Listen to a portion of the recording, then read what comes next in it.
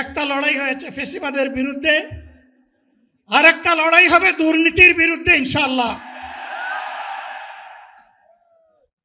এই দুর্নীতির মূল উৎপাটন করার জন্য যা দরকার, আমরা তারুণ্য এবং যৌবনের শক্তিকে একত্রিত করে সেই লড়াইয়েও ইনশাআল্লাহ বিজয় লাভ করব। প্রিয় ভাইরা,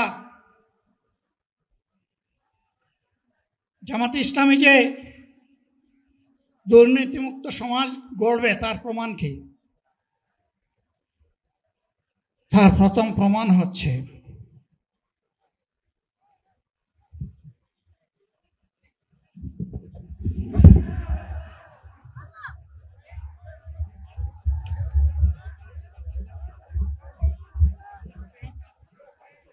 আপনারা অবস্থান করুন যার যে জায়গায়।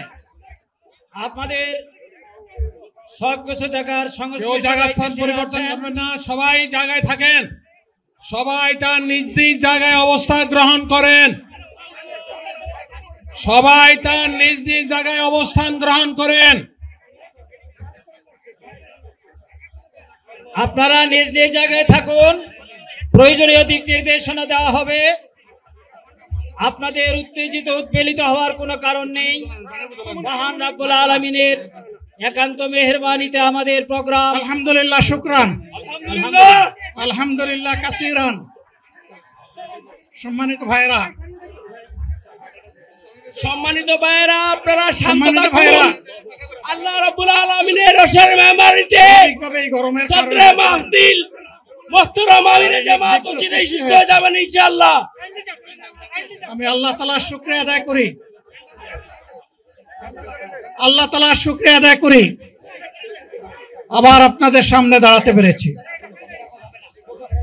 আমি বলেছিলাম দুর্নীতিমুক্ত বাংলাদেশ ইনশাআল্লাহ সবাইকে নিয়ে আমরা গড়ব। আমরা কথা দিচ্ছি, বাংলাদেশ জামাত ইসলামী যদি আল্লাহ তাআলার মেহেরবানি এবং সরকার জনগণের ভালোবাসা নিয়ে সরকার গঠন করে, তাহলে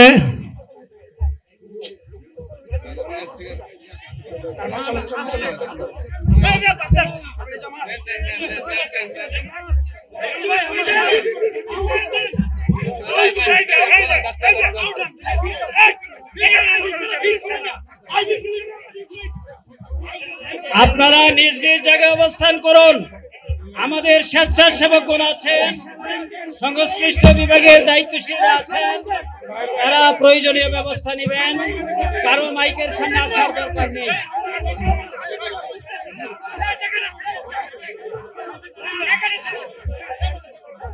আপনারা অবস্থান করুন নিজ নিজ জায়গায়।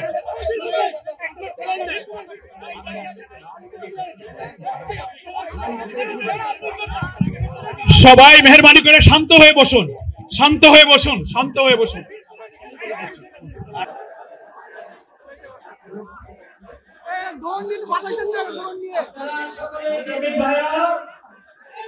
আমিরে জামাত একটুখানি অসুস্থ হয়েছেন গরমের কারণে হয়েছে, কিন্তু উনি বারবারই চেষ্টা করছিলেন বক্তব্য দেওয়ার জন্য। ডাক্তাররা বলছেন ওনার আর বক্তব্য রাখা ঠিক হবে না। ওনার যে বক্তৃতা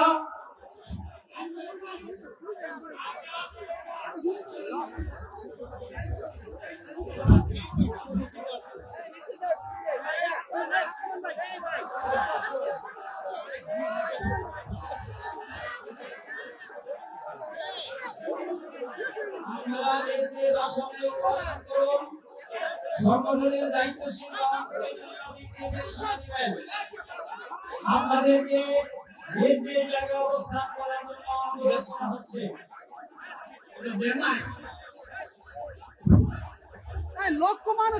আপনাদের এই গ্রহণগুলো আলহামদুলিল্লাহ আল্লাহ যত সময় হায়াত দিয়েছেন, আল্লাহ যত সময় হায়াত দিয়েছেন তত সময় মানুষের জন্য লড়াই করবে ইনশাআল্লাহ।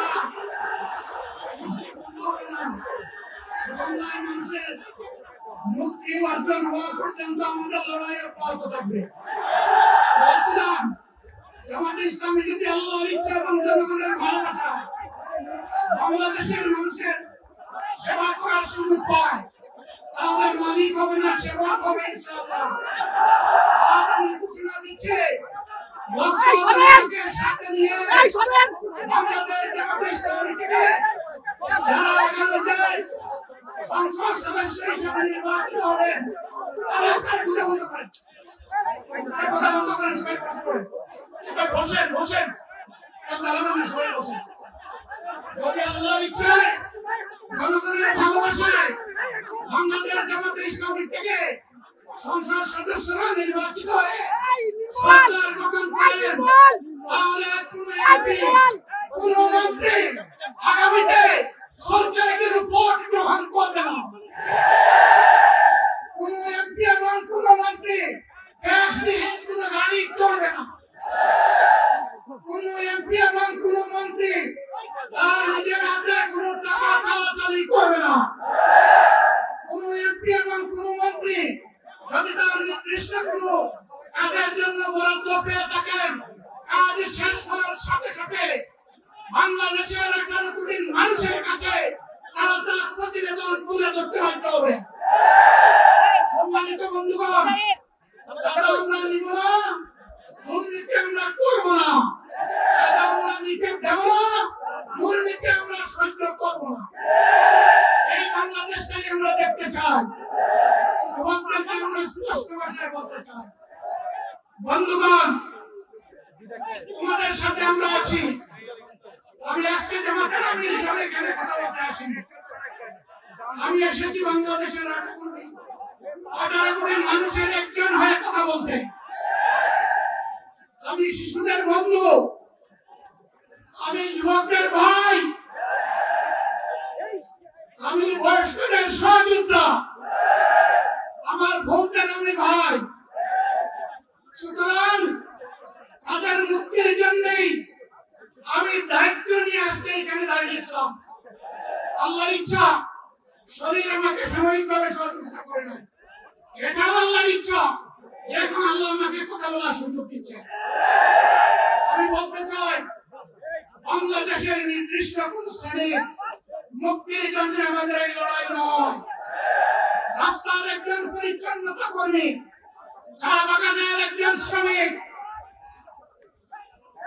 রক্ত পানি করা ঘাম জড়ানো আমার একজন রিক্সা চালক ভাই মাঠের ময়দানে বাংলাদেশের মানুষের মুখে যারা এক মুঠো ভাত তুলে দিতে চায়, আমার সেই কৃষক বন্ধু, আমি তাদের হয়ে আজকে এখানে কথা বলতে এসেছি। আমি কোন অভিজাত শ্রেণীর হয়ে এখানে কথা বলতে আসবো। আল্লাহ তাআলার অশেষ মেহেরবানি, আজীবন সকল রক্ত চক্ষুকে উপেক্ষা করেছে, যে জুলুমের পরোয়া করি নাই। আমার আফসোস, 24 সালে জাতিকে মুক্তি দিতে গিয়ে যারা জীবন দিয়ে শহীদ হলো, আমি তাদের একজন হতে পারলাম না। আপনাদের কাছে দোয়া চাই, ইনসাফের ভিত্তিতে একটি দেশ গড়ে তোলার জন্য আগামীতে যে লড়াই হবে, আমার আল্লাহ যেন সেই লড়াইয়ে আমাকে একজন শহীদ হিসেবে কবুল করে। সম্মানিত বন্ধুগণ, আমাদের প্রিয় শহীদ নেতৃবৃন্দ 2006 সালের 28 অক্টোবর থেকে শুরু করে পল্টন গণহত্যা, শাপলা গণহত্যা, সারা দেশের গণহত্যা, পিলখানার গণহত্যা, 24-এর গণহত্যা, এই গণহত্যা যারা করেছে তাদের সকলের বিচার বাংলাদেশের মাটিতে নিশ্চিত করতে হবে। এদের বিচারের দৃশ্যমান প্রক্রিয়া শুরু না করা পর্যন্ত পুরনো ব্যবস্থাপত্রে বাংলাদেশ আর চলবে না। এতগুলো মানুষ এমনি এমনি জীবন দেয় নাই, জীবন দিয়েছে জাতির মুক্তির জন্য। যদি টিকে থাকবে, তাহলে কেন তারা জীবন দিয়েছিল? তারা ওই ব্যবস্থাপনায় বাংলাদেশকে আবার করতে চান। তাদেরকে আমরা বলি, জুলাই যুদ্ধ করে যারা জীবন দিয়েছে, আগে তাদের জীবনটা ফেরত এনে দেন।